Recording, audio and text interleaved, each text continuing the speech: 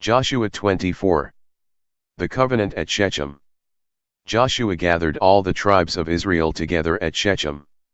He called the elders, the leaders, the judges, and the officers of Israel, and they came into the presence of God.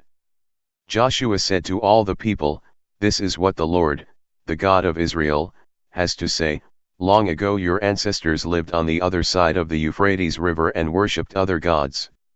One of those ancestors was Terah, the father of Abraham and Nahor.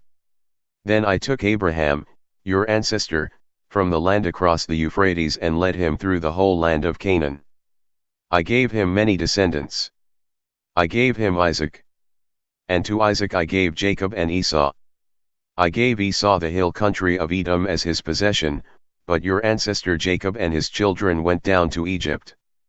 Later I sent Moses and Aaron, and I brought great trouble on Egypt. But I led you out.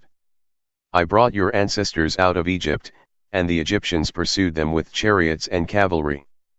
But when your ancestors got to the Red Sea, they cried out to me for help, and I put darkness between them and the Egyptians.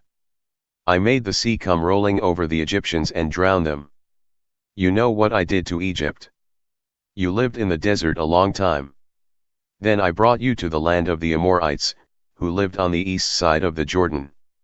They fought you, but I gave you victory over them. You took their land, and I destroyed them as you advanced.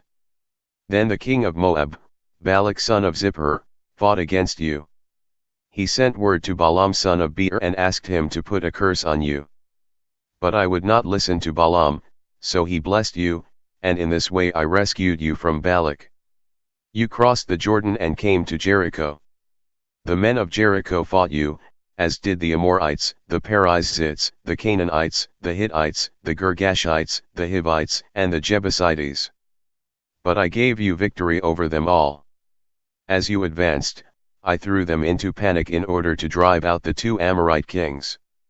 Your swords and bows had nothing to do with it.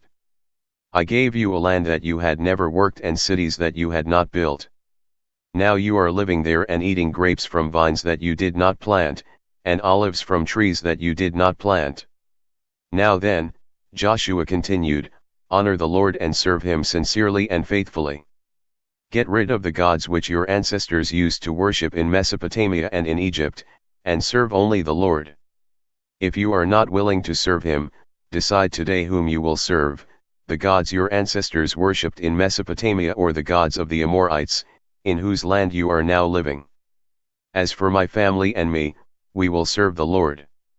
The people replied, we would never leave the Lord to serve other gods. The Lord our God brought our fathers and us out of slavery in Egypt, and we saw the miracles that he performed. He kept us safe wherever we went among all the nations through which we passed. As we advanced into this land, the Lord drove out all the Amorites who lived here. So we also will serve the Lord, he is our God. Joshua said to the people, but you may not be able to serve the Lord. He is a holy God and will not forgive your sins. He will tolerate no rivals. And if you leave him to serve foreign gods, he will turn against you and punish you. He will destroy you, even though he was good to you before. The people said to Joshua, no. We will serve the Lord. Joshua told them, you are your own witnesses to the fact that you have chosen to serve the Lord. Yes, they said, we are witnesses. Then get rid of those foreign gods that you have, he demanded, and pledge your loyalty to the Lord, the God of Israel. The people then said to Joshua, we will serve the Lord our God. We will obey his commands. So Joshua made a covenant for the people that day, and there at Shechem he gave them laws and rules to follow. Joshua wrote these commands in the book of the law of God. Then he took a large stone and set it up under the oak tree in the Lord's sanctuary. He said to all the people, this stone will be our witness. It has heard all the words that the Lord has spoken to us. So it will be a witness against you, to keep you from rebelling against your God. Then Joshua sent the people away, and everyone returned to their own part of the land. Death of Joshua and Eleazar. After that, the Lord's servant Joshua son of Nun died at the age of 110.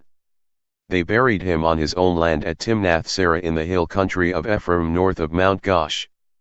As long as Joshua lived, the people of Israel served the Lord, and after his death they continued to do so as long as those leaders were alive who had seen for themselves everything that the Lord had done for Israel.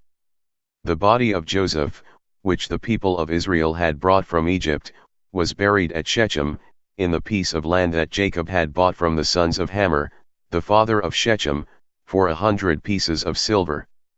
This land was inherited by Joseph's descendants. Eleazar son of Aaron died and was buried at Gibeah, the town in the hill country of Ephraim which had been given to his son Phinehas.